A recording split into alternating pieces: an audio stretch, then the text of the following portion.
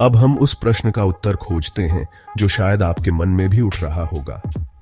अगर राधा और कृष्ण का प्रेम इतना महान था तो फिर उनका विवाह क्यों नहीं हुआ?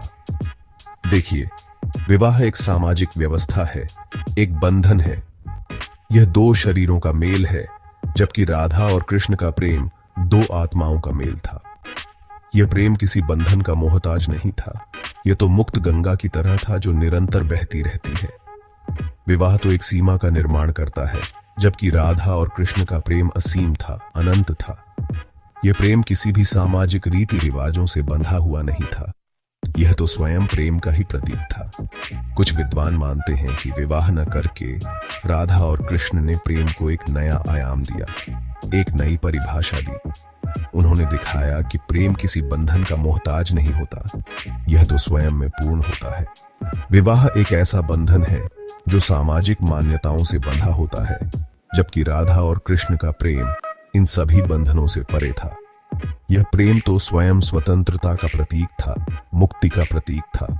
इसलिए यह कहना उचित होगा कि राधा और कृष्ण का विवाह न होना प्रेम की सीमाओं को तोड़ता है और उसे एक नए आयाम पर स्थापित करता है। यह हमें सिखाता है कि सच्चा प्रेम किसी भी सामाजिक बंधन का मोहताज नहीं होता। ये तो स्वयं में पूर्ण और स्वतंत्र होता है। आध्यात्मिक दृष्टिकोण से देखें तो राधा और कृष्ण का प्रेम भक्त और भगवान के बीच के प्रेम का सर्वोच्च उदाहरण है। जिस तरह एक भक्त अपने इष्ट देव के प्रति पूर्ण समर्पण और प्रेम रखता है, उसी तरह राधा का प्रेम भी कृष्ण के प्रति पूर्ण समर्पण और प्रेम का प्रतीक माना जाता है। यहाँ कृष्ण परमात्मा का स्वरूप है और राधा जीवात्मा का।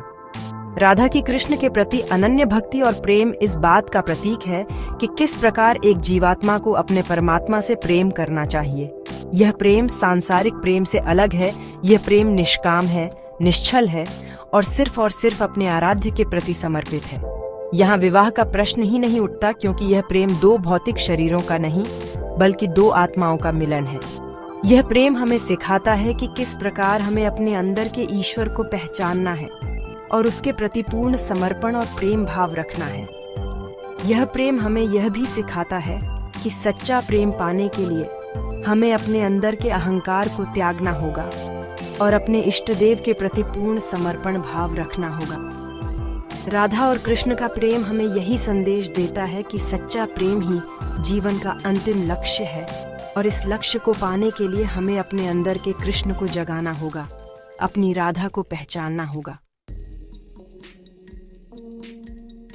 राधा और कृष्ण के प्रेम का उल्लेख हमें अनेक पौराणिक कथाओं और ग्रंथों में मिलता है। श्रीमद्भागवत महापुराण में राधा और कृष्ण के प्रेम का वर्णन अत्यंत मार्मिक ढंग से किया गया है। यहाँ राधा और कृष्ण के प्रेम को दिव्य रास लीला के माध्यम से दर्शाया गया है, जो भक्त और भगवान के बीच के अटूट प्रेम का प्रतीक है। इसी प्रकार ब्रह्मवैवर्त पुराण में भी राधा को कृष्ण की शक्ति स्वरूपा बताया गया है और उनके प्रेम को दिव्य और अनोखा बताया गया है।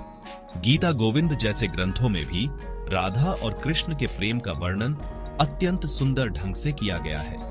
इन सभी ग्रंथों में राधा और कृष्ण के प्रेम को सांसारिक प्रेम से अलग एक दिव्य और आध्यात्मिक प्रेम के रूप में दर्शाया गया है। यह प्रेम हमें सिखाता है कि सच्चा प्रेम स्वार्थ से परे होता है। यह तो निस्वार्थ भाव से समर्पण करने का नाम है। यह प्रेम हमें यह भी सिखाता है कि सच्चा प्रेम पाने के लिए हमें अपनी सीमाओं से बाहर निकलना होगा, अपने अहंकार को त्यागना होगा। जब तक हम अपने अंदर के भेदभाव को, द्वैत को नहीं मिटाते, तब तक हम सच्चे प्रेम का अनुभव नहीं कर सकते। राधा और कृष्ण का प्रेम हमें यही संदेश देता है कि सच्चा प्रेम ही जीवन का अल्टीमेट गोल है और इस लक्ष्य को पाने के लिए हमें अपने अंदर के कृष्ण को जगाना होगा, अपनी राधा को पहचानना होगा। अब प्रश्न उठता है कि अगर श्री कृष्ण ने विवाह नहीं करना था तो उन्होंने रुक्मिणी से विवाह क्यों किया? देखिए, श्री कृष्ण एक अवतारी पुरुष थे। उन्हें धरती पर मानव रूप में जन्म लेकर कई लीलाएं करनी थीं और धर्म की स्थापना करनी थी। रुक्मिणी माता लक्ष्मी का अवतार थीं। उनका श्री कृष्ण से विवाह दैवीय योजना का हिस्सा था। यह विवाह एक तरह से लक्ष्मी और नारायण के मिलन का प्रतीक था, जो सृष्टि के पालन के लिए आवश्यक है। इसके अलावा श्री कृष्ण ने एक राजा और एक योद्धा के रूप में भी अपने कर्तव्यों का पालन किया। उन्होंने रुक्मिणी को शिशुपाल जैसे दुष्ट राजा से बचाकर एक स्त्री के प्रति अपने कर्तव्य का पालन किया। यह विवाह समाज को यह संदेश देने के लिए भी था कि स्त्री की इच्छा का सम्मान करना चाहिए और जबरदस्ती किसी के साथ अन्याय नहीं करना चाहिए। इस प्रकार श्री कृष्ण का रुक्मिणी से विवाह दैवीय योजना का हिस्सा होने के साथ साथ सामाजिक और नैतिक मूल्यों को स्थापित करने का भी एक माध्यम था। यह विवाह हमें सिखाता है कि जीवन में धर्म और कर्म का पालन करते हुए हमें अपने दायित्वों का निर्वहन करना चाहिए। राधा और कृष्ण का प्रेम हमें एक बहुत ही महत्वपूर्ण आध्यात्मिक संदेश देता है। यह प्रेम हमें सिखाता है कि सच्चा प्रेम किसी भी प्रकार के बंधन से परे होता है। यह प्रेम स्वार्थ से रहित होता है और इसमें सिर्फ और सिर्फ समर्पण होता है। राधा और कृष्ण का प्रेम हमें यह भी सिखाता है कि किस प्रकार हमें अपने अंदर के ईश्वर को पहचानना है और उसके प्रति पूर्ण समर्पण और प्रेम भाव रखना है। यह प्रेम हमें यह भी सिखाता है कि सच्चा प्रेम पाने के लिए हमें अपने अंदर के अहंकार को त्यागना होगा और अपने इष्टदेव के प्रति पूर्ण समर्पण भाव रखना होगा। जिस प्रकार राधा ने कृष्ण के प्रति अपना सब कुछ समर्पित कर दिया था, उसी प्रकार हमें भी अपने इष्टदेव के प्रति पूर्ण समर्पण भाव रखना चाहिए। यह प्रेम हमें यह भी सिखाता है कि सच्चा प्रेम पाने के लिए हमें अपनी इच्छाओं का त्याग करना होगा और अपने इष्टदेव की इच्छा के अनुसार चलना होगा।